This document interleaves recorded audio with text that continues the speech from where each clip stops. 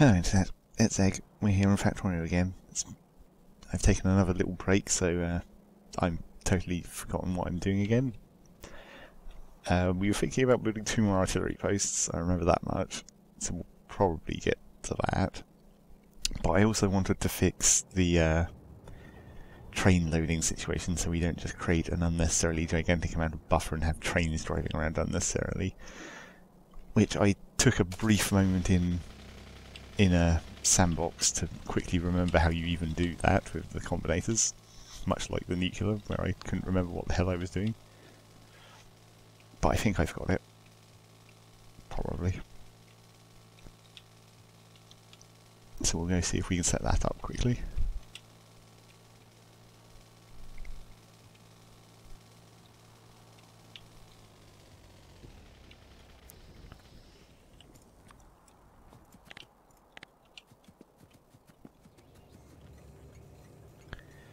Okay, so it will need to be connected to the circuit network because we need to use combinators to do it. And it should be one of each.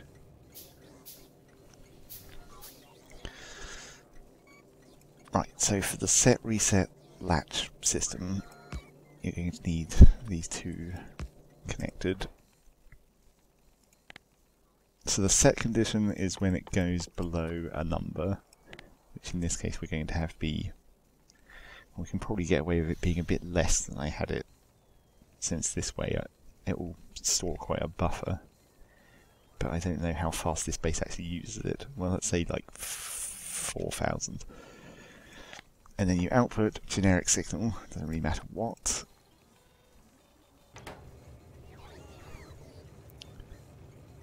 So we need the logistics network connected to the input of that.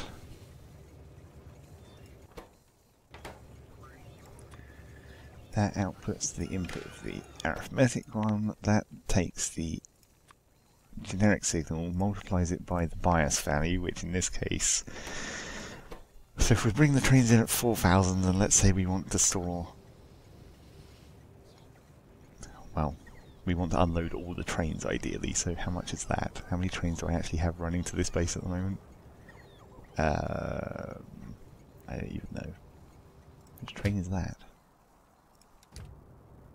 Oh right, the other copper train. That one's for the main base. So there's one from copper A, one from copper B, another one from copper B, so that's 3. And then technically there's also the temporary one, but we don't need to worry about that. That mine's nearly expired.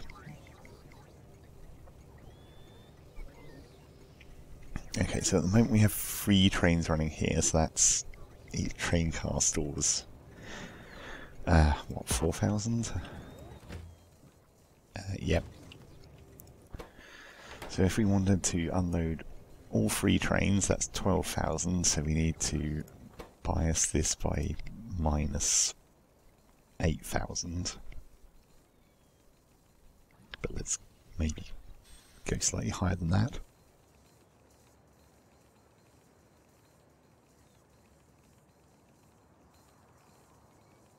Maybe? Does it matter? We just need them to not come back a second time. So we need the bias to be slightly lower than the 3rd train, so let's say minus 7,000.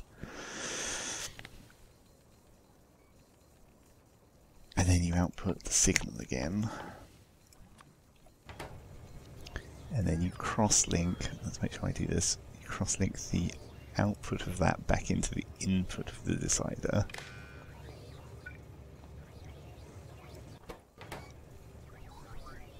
And then ideally use the other wire, just to make sure you don't mix the signals.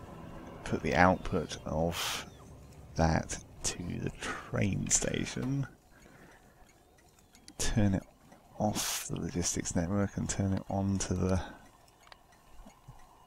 other one.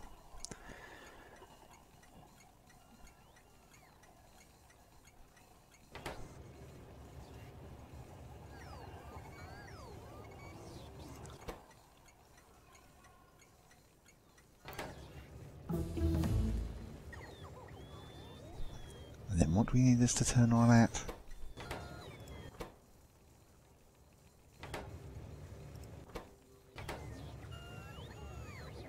Because it's still on at the moment, and that's not right.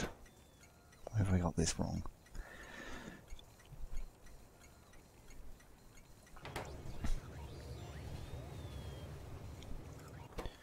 If copper is less than 4,000, which it isn't yet, it outputs the signal, and then the signal multiplies by minus 7,000. So I need this to be copper is less than 0 to enable it.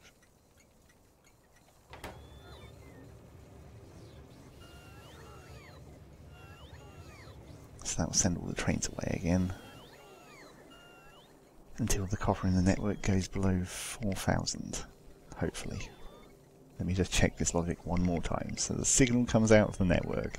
When that signal goes below 4,000, it sends a 1.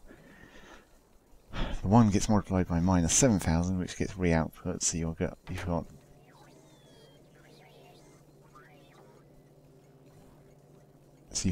4,000 in the network, minus 7,000, so that's minus 3,000 as an output signal.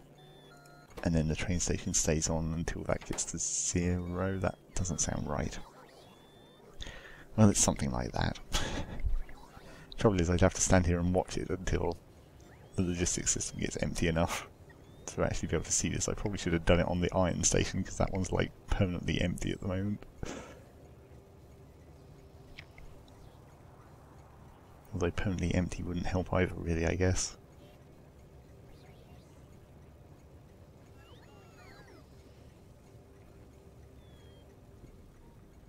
Isn't there meant to be 2 iron trains coming up here? Is the other one just, like, slow? Yeah, it is. Wait, no. Oh, yeah, it is. It's only just got full. And also, I was wrong. It's each train car is 2,000, not 4,000. That's probably why that all sounded wrong.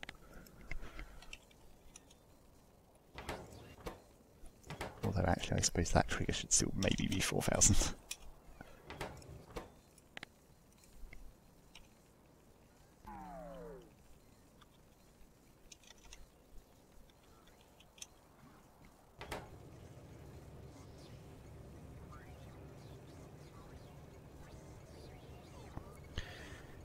Well, it won't take that long to empty. Oh, and uranium ammo finished. Is there any more research we actually need to do? Not really. I suppose I should just get whatever I need to get Spidertron so we can actually test that out.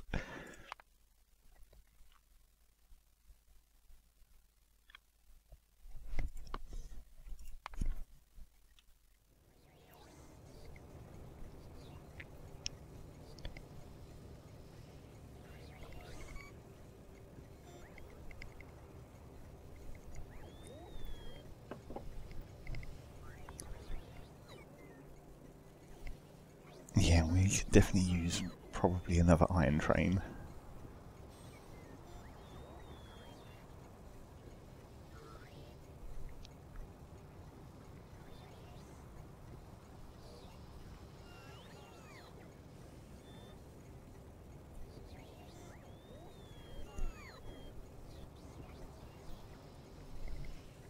Also, how well is this base actually running at the moment? I suppose I should have a quick check-up. Because I'm pretty sure it's all sorted out. It's still not completely compressing this belt. Oh yeah, that's because I still probably was thinking that I needed to change some more of these to yellow assemblers to get full speed out of it. But apart from that, the actual circuits are flowing good.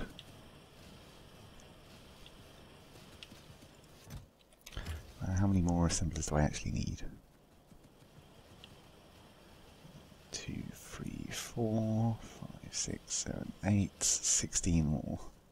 I should be able to pull that off, I think. Oh, wait, except it needs tier 1 modules, which we don't have very many of on the belt.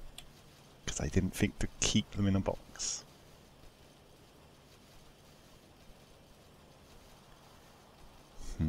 Should I do that? I mean, I could just add tier 3 factories to the mall, I guess. Well, no, let's just build it like down here. We'll just put a little belt buffer box. Wait, why doesn't that line up? Oh, it's because I've moved this inserter.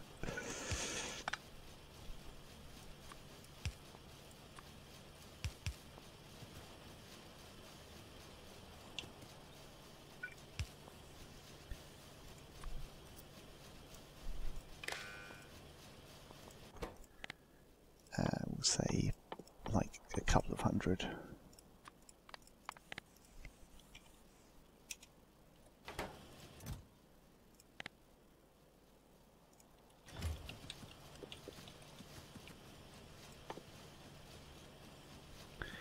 Okay, we'll come back to that in a sec.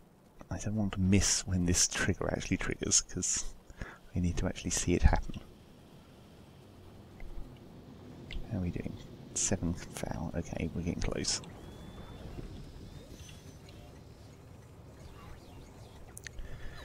Okay, so once this reaches 4,000,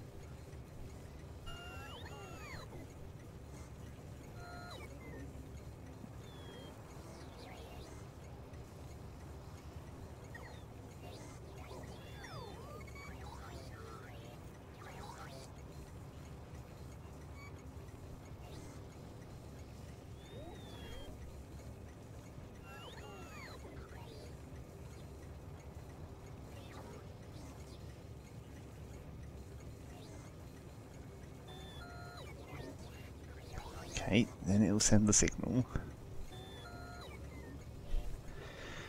which you'll notice rebuffers the negative signal into it, so that means the output signal is now minus 5.5. I mean, minus 2, I guess, which is then being sent to the train station, which enables it. So here come the copper trains.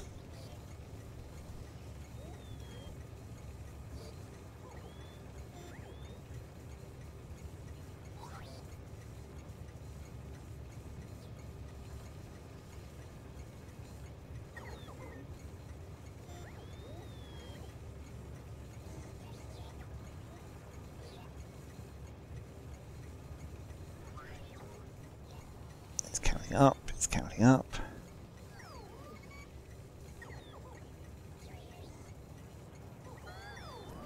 Now it's into the positives, but it won't flip again until this signal...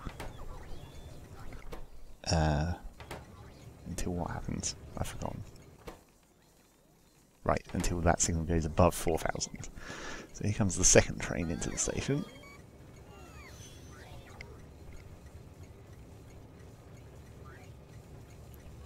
So that should bring me up to 2 and a bit thousand.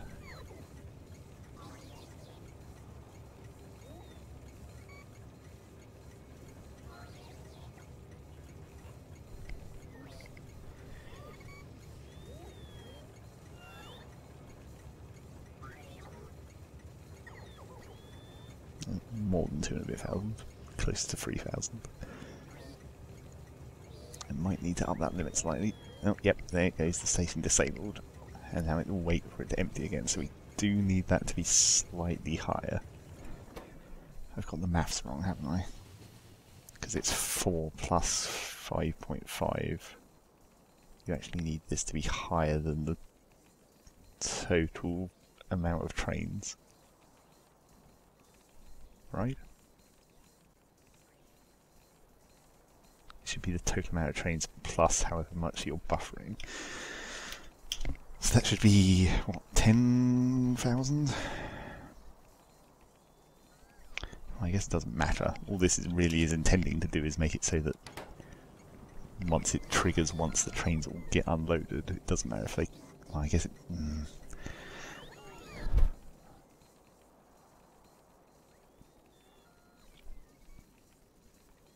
Wait, so how much did I miss by?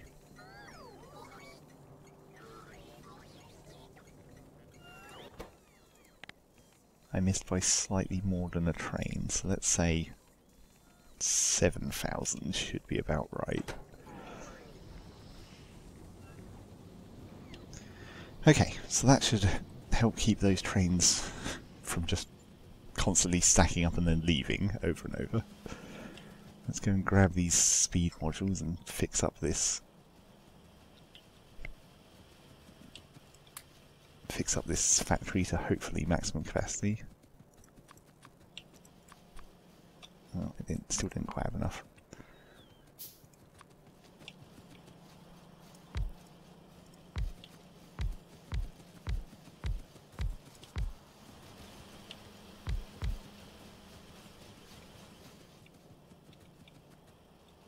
All of that. 1, 2, 3, 4, 5, 6.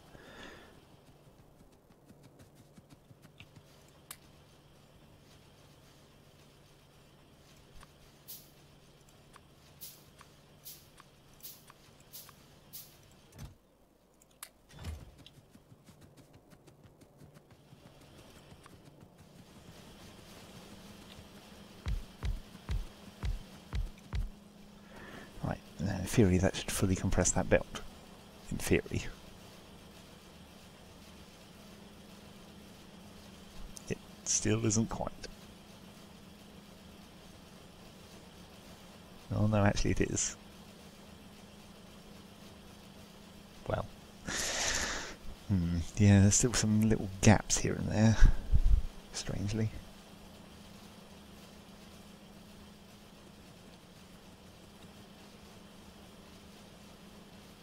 I didn't miss anything, did I? Oh, the copper flow isn't quite fast enough. I probably need these both to be red belts, I guess.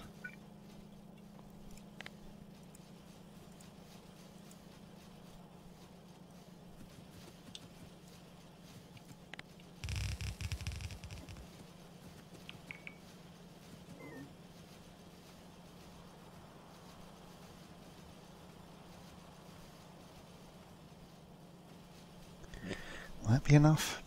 Or will I need the whole line to be red? Shouldn't do, I don't think, because I've got this splitter halfway down the line.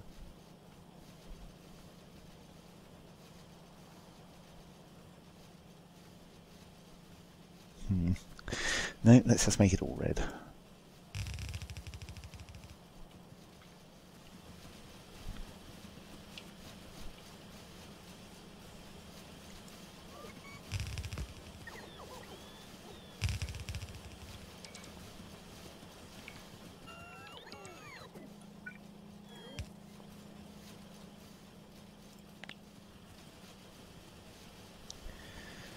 Okay, that should be fully compressed. Okay, it is.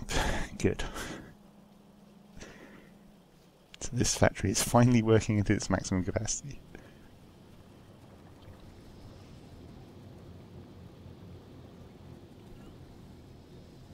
Oh no, bots, don't take all these extra belts out of my inventory and put them in this storage. It's not where you want it to go.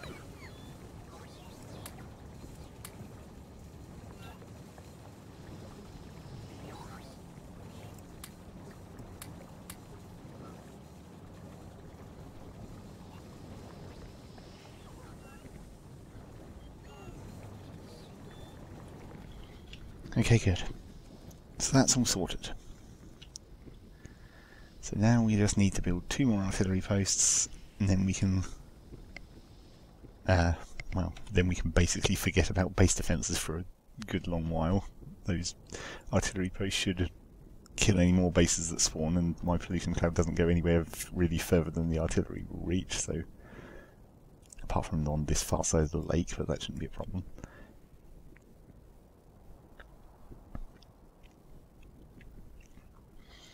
And then once we've done that, we'll have Spidertron ready, so we can fiddle around with that, see how it works. And then we probably just need to think about making the copy of this base that I want to do to upgrade my circuit production. Now we're up to a full 45 a second, which, you know, isn't that much, considering how many we've made in total. How many have we made in total now? 1.5 million.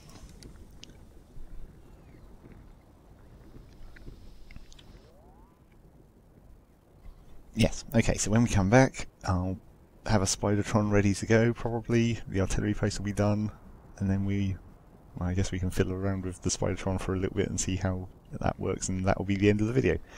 Okay, so 2 hours of sped up time commences again now.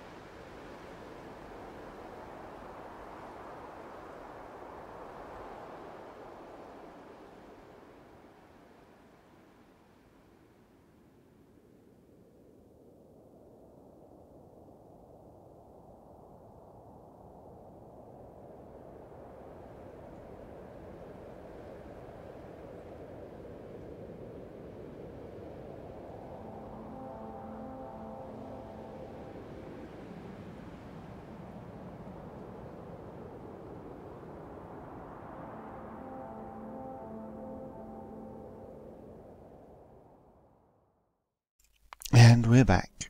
You may have noticed during that sped up footage that I spent quite a lot of time not actually doing anything. I was thinking about how I want to go about moving forwards. Because I think it's fairly safe to say I'm not going to reach 20 million in a reasonable number of videos. We did pick up to 16 million. So we've gone up, not actually 2 million, but like 1.5 million on this map.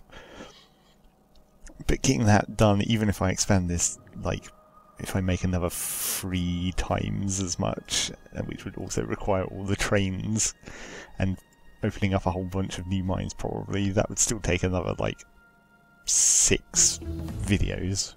Like, 12 hours, probably. Maybe, if my math is any good, which I think it's safe to say my math hasn't been good.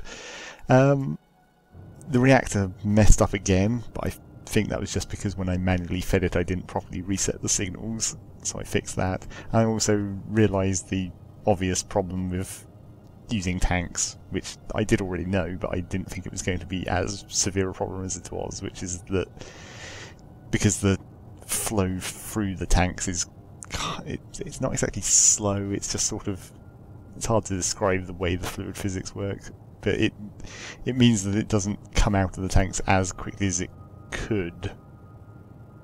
It's basically as though the tanks are just one huge section of pipe, so they fill and empty extra slow. So if I put pumps onto the outlets to try and solve that problem.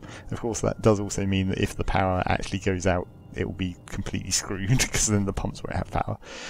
But I'm sure it won't be a problem, even though every time I've said that it's continued to be a problem. Yeah, and then I also went down here and opened up another iron mine off this patch, because iron was starting to lag behind a little bit. So we're more or less running just fine on throughput for all the resources at the moment, with this factory running at maximum speed and whatever my base is currently doing. I've been doing little bits and pieces of science. But the main thing I got done was I got this Spidertron built so we can see how this thing works. I didn't think about this, but does it require fuel even? It does not require fuel.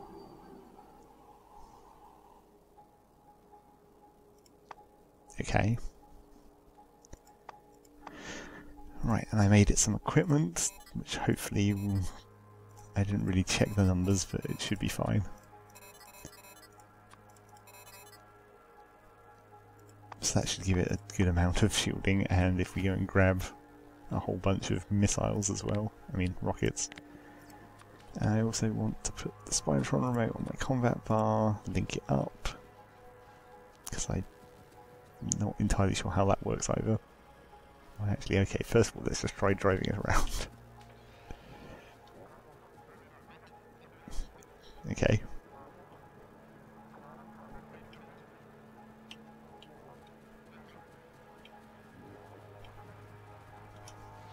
It's entertainingly jiggly. Let's put maybe not all of these rockets in there. Let's just put like quite a few. Good, I was worried it might not be able to use explosive rockets for some reason, but it can.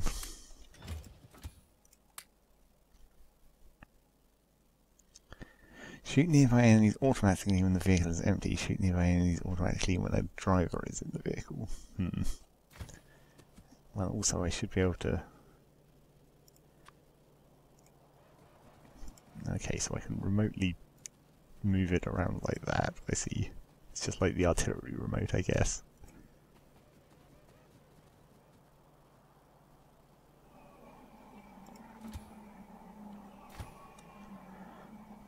It's a good icon. Okay, and I can move it from the map. Does it create a, like, visible zone? Oh, it does. So you can fully remotely command it.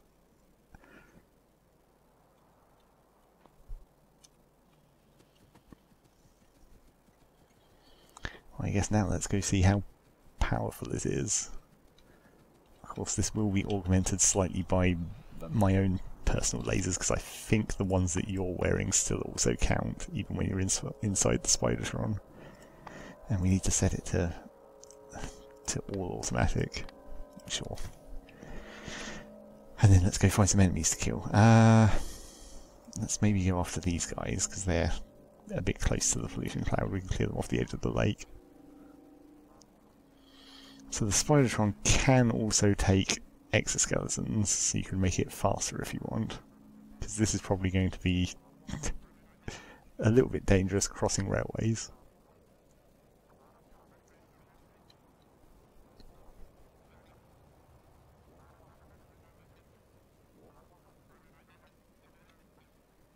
I really should have done this remotely so I don't have to walk all the way back. I could just leave it down here somewhere. Can it go over cliffs? Apparently so. Although that was only a small cliff, let's try one of these bigger ones. Yeah, it definitely can.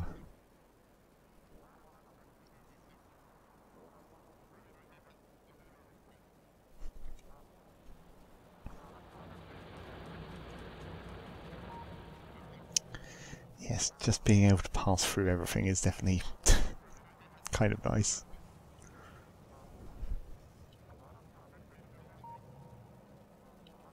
Wait, does it legs get affected by belts? No, it does. That's weird.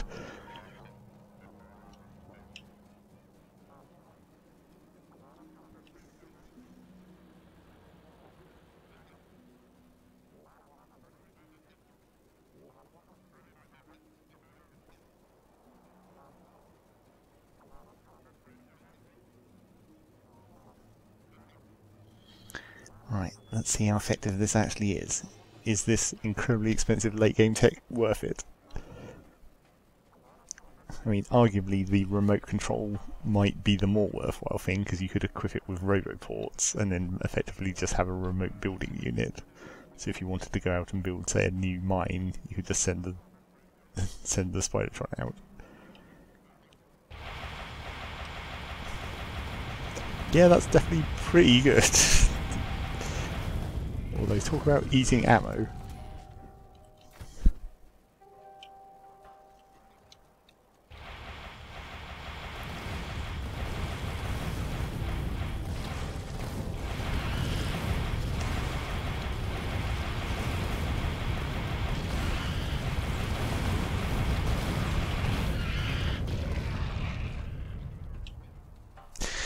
Yeah, I'd say probably worth it.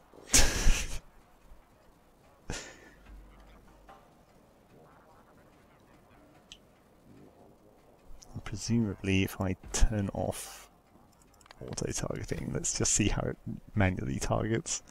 Presumably I just point at things and hold down space and it just fires, basically. Yep, pretty much.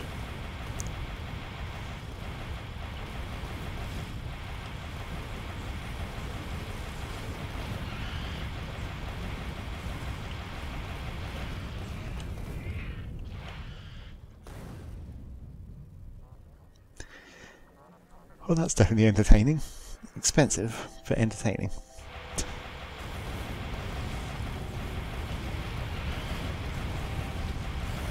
Big worms are still slightly dangerous in terms of damage output. Does it get affected by...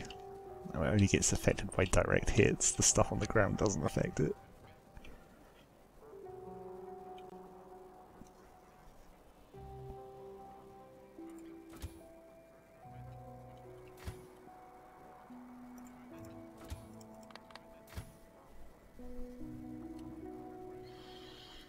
Okay, well, that will definitely make things easier, I guess.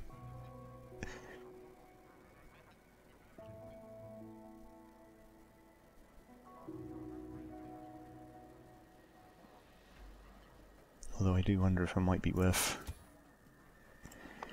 dropping the personal laser defences and putting exoskeletons in. Or at least one exoskeleton, I guess. You could probably drop the extra reactor. Especially if you swap the batteries out for tier 2, because I only made tier 1s.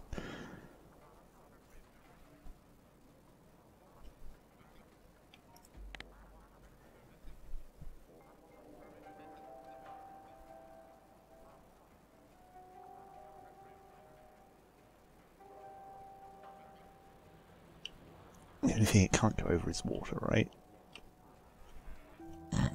Yes, it just makes weird poses.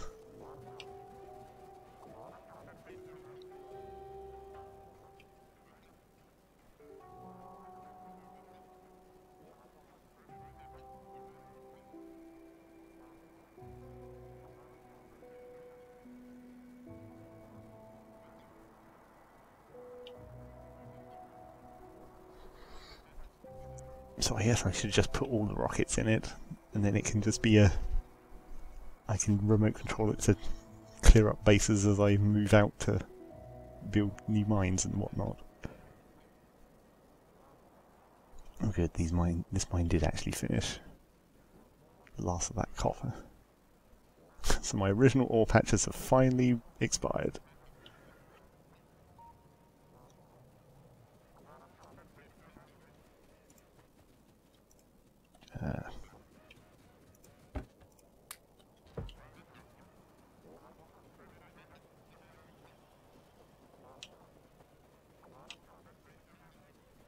Right, you can just hang out there, I guess.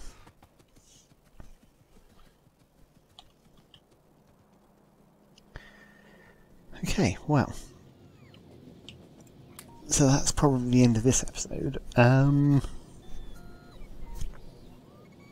So what is my actual plan? Well, I'm thinking that probably I'm just going to make one more episode launching the rocket, and then we'll call it a finished series. I mean, I might make either an additional ending to that video with me getting the achievement, or a separate video, depending on how long after finishing that video that happens.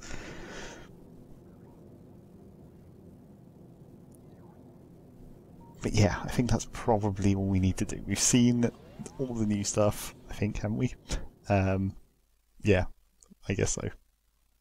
I mean, I suppose there's still the new atomic bomb explosion. We can get to that, maybe. If I can... How fast does the rocket side research? That's 1,000, that's 5,000. I could also increase the number of labs, because I was actually looking at this for a while, and I'm really using, like, not even a third of my actual capacity for science packs with this many labs, so I could quite easily double that. Although whether the resource belts would keep up or not is a different matter. So yeah, we'll do that next episode. Put the end card onto the screen. You got our Facebook, you got our Twitter to inform you about when the podcast comes online every couple of weeks.